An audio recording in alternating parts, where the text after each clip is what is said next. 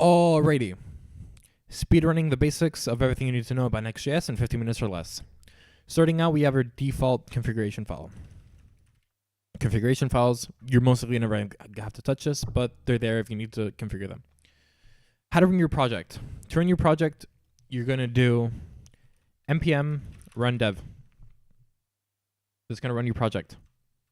Boom. There you go. Control click, opens up a new browser. File structure for a Next.js application. Your source folder, pages. This is where all your routes are going to go. Server, never touch this. Styles, also never touch this. Index. Basically, index just basically means that whenever you go to the slash route, it'll basically load that file. Now, pages. Let's find a new page called test. So a new route that's going to be called test. Whenever you go to slash test, nothing is found because you haven't defined anything yet. We're going to find index.tsx. Index basically means that whenever we go to test and slash, it's going to basically load that. We already see that it already recognizes this route, so the default export is not a React component, right? So we're going to define our index for test. This is just TypeScript ES6 syntax. We're going to return a div with an h1 that says get hello. This is my test route. Now we're going to export this as default index test. And there we go. Hello, this is my test route. Now, how to define basically your components, because React is all about components. We're going to go to our source folder. We're going to make a new components project folder, and we're going to find our different components. This is going to be our hello text component.tsx. So hello text. Also keep in mind that whenever you define something as a React component, it needs to be uppercase, the first letter. This hello text component is basically just going to return hello, this is my test component. We're going to export default hello text component. Now we're going to go test and index, and instead of saying this hello, this is my test route, hello text component. And we can basically say that hello, this is my test component. We can change this, and it'll see that it gets updated because it's different components. Now let's say that we have a lot of different components, and we wanted to structure them out. Instead of writing them directly in our index here, we're actually going to do a layout. So we're going to go ahead into our source folder, and we're going to find something new that's called layouts. And then our layouts, we're going to say, we're going to do a new folder for our layouts, so a test layout, and then our index layout, and then const index layout test. Again, just defining this as a as an export as a function, and then we're going to return index layout test. There we go. Now, inside of here, what we're going to do is we're going to define our hello text component.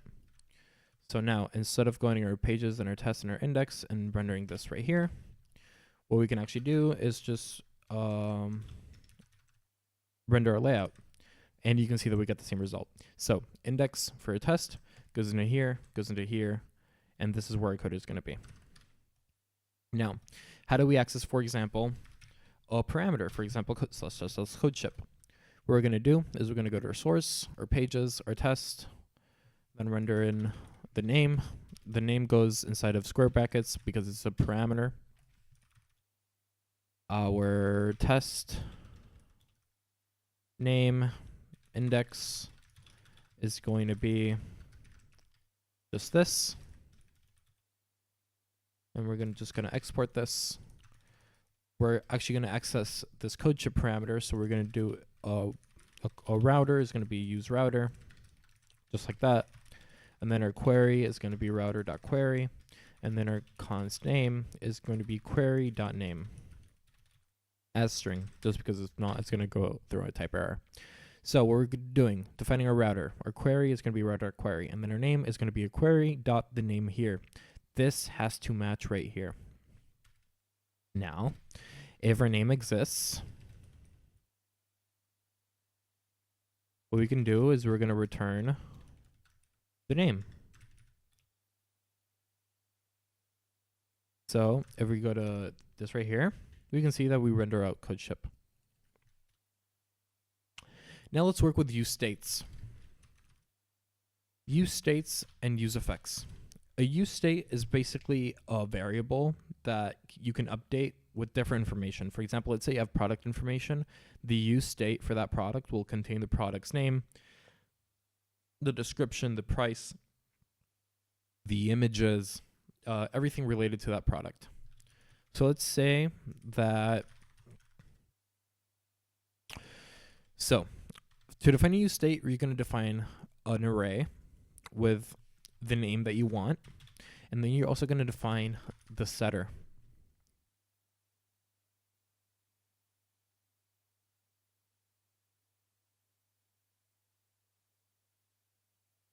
All right, and this is going to be a type string. You always want to define your types in TypeScript. You're going to basically get used to this whenever you start developing more with TypeScript, but you just want to basically define your types everywhere. Our name to set. All right, basically, whenever this loads, if name, what we're going to do is we're going to set name to set equal to name, and then we're going to return this new variable, which is going to be name to set. And what we actually need to do is render this in a use effect. So whenever this loads, we can actually do this. So if your name, then we're going to do set name to set, and then basically your name. We're going to run this with a dependency so it doesn't infinitely run. And then if name to set, we're going to render out name to set, and we can see that we get the code chip. Now, for example, let's say that we got rid of this line right here, and instead we said that our name was going to be James. We can see that our name is now James. If we do this, then our name is this. But what we're doing is that whenever this page loads with the use effect will basically call the page whenever it loads. If the name exists in the query parameters, it'll set the name. All right, now moving on to APIs. Before moving on to APIs, I want to tell you guys about HoneyGain. This is especially good for developers like me, which spend a lot of hours on your computer, basically just with your computer turned on. HoneyGain installs on your computer in just a few clicks and automatically shares small pieces of your internet connection to do tasks all around the world. Your data is encrypted, and data is never shared, and personal information is never shared. So what are you waiting for? Install HoneyGain now and start earning passive income just by having your computer turned on. You can learn more at honeygain.com. And by signing up with my link in the description, you're going to earn a $3 welcome bonus to start your HoneyGain adventure. How do you find your APIs in Next.js? It's very easy. You're going to go to Pages. You're going to make a new folder called API. Inside of your API, you're going to have your different subfolders for your APIs. So this is going to be your test API folder. And then get info about user name. All right. So this is just going to be your normal API call. There we go. I'll explain more I'm doing later, but basically, because this is not a React component, you don't have to capitalize the first letter. Now this API, if we actually test this, we can actually go to /API/test/getInfo about user name. And if we call this, we're going to see that this actually is now recognized as an API route, but it's obviously not returning anything. So we're just going to return hello. And if we do this again, we're going to see that, well, we actually have to return it with an HTTP thing, but okay, we're going to do that now. Now, every single API call is going to turn, every single API file or call or whatever you want to call it is going to take two parameters. It's first going to take a request, and then it's going to take a response. And we obviously have to assign types to this because it's TypeScript. So we're going to define is the next API request And then we're going to define next API response. Now, get used to writing this.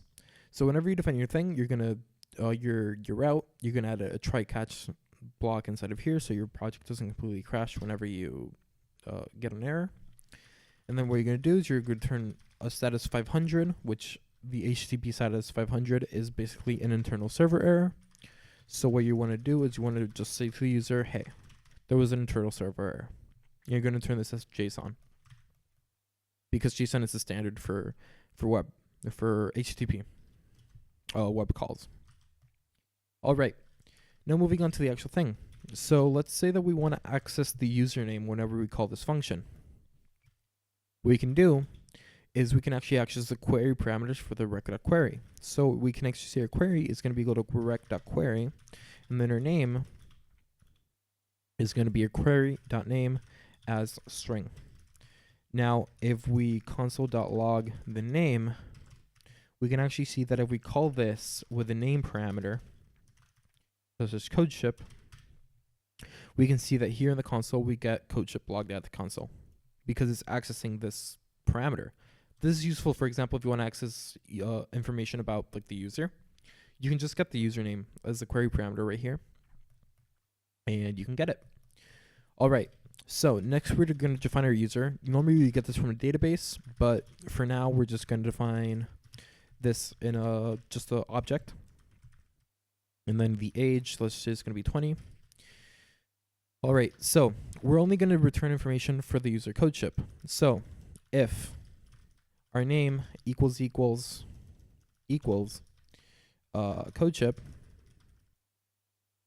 what we're going to do is we're going to return rest.status 200 because everything was okay, .json, and we're going to return the user.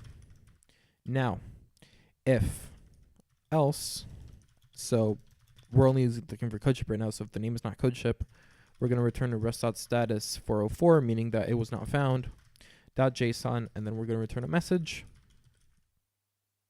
saying user CodeShip not found.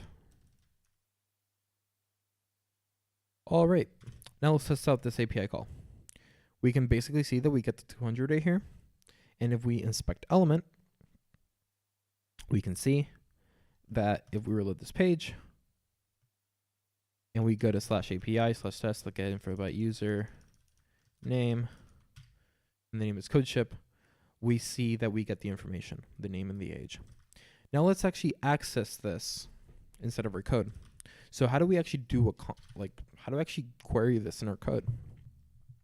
So we're gonna go to our pages, actually in our component, and we're gonna add a component saying, actually let's do this in the regular pages, info by username. So this is our API folder. We have to actually go here. In our use effect, so whenever the page loads, we're going to get information about the user. So we're going to do a regular function just saying get inset info about user. Now this is going to be an asynchronous function. And then what we're going to do is we're just going to do a try catch. We're going to just log this out to the client side if there's an error.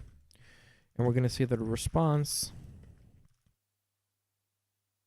is going to be await axios.get. And if you don't have Axios installed, you can do npm I axios to install Axios. Axios is an HTTP library to do API calls. We're just going to run our server again. And we're going to do /API/test/get info about username. And then we're going to pass in our name. And then the name is actually just going to be the name to set. There we go. Now, if name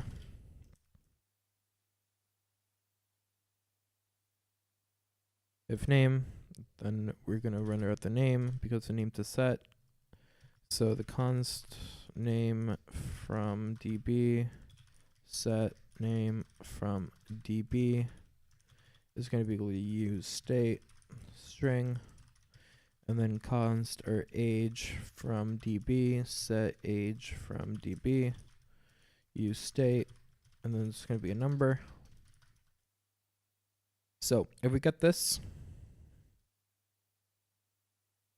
if we have the name, then our response is going to be that. If a response.status equals 200, meaning that it was all okay, we're going to set name from DB, which is going to be response.data.name, because like we defined here, it's going to be the name. And then set age from DB is going to be response.data.age. Now, it's going to throw errors because we're not defining the types that this is going to be returning. This is where interfaces are going to come in, which I will explain more in a future episode, but it's not really necessary for now. If response data is going to be this, then we're going to return a regular div saying name from DB is going to be equal name from DB, and then our h1 age from DB is going to be age from DB. There we go. Because it's asynchronous, we can't call it like that. We have to wait it, so we're just going to call it like this with void, so it doesn't throw an error for now. All right, so now if we go to /test / code chip,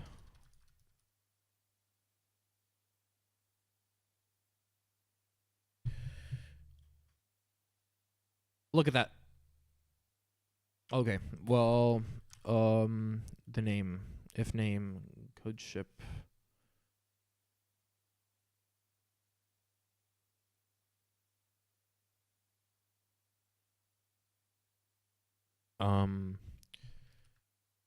.log name. We're just gonna log this out the name because it's not recognizing as code chip. The name is undefined.